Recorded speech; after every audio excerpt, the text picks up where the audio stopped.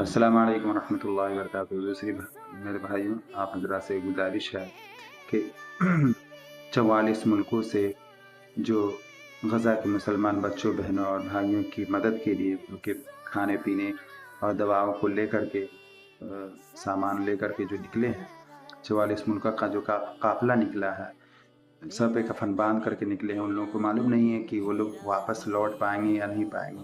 اور دوسری وہاں جو جنگ جو جاری ہے، اس جنگ کو ختم کرنے کے لیے، روکنے کے لیے، بند کرانے کے لیے نکلے ہیں۔ اس میں کئی ممالک کے لوگ ہیں، 44 ملکوں کے لوگ ہیں، اور سب پانی والے جہاز سے نکلے ہیں۔ تو ان لوگوں کے لیے آپ دل سے دعا کریں کہ اللہ ان کو صحیح سالم پہنچا دے، اور اللہ ان کی کوششوں کو کامیاب فرمائے، اور وہاں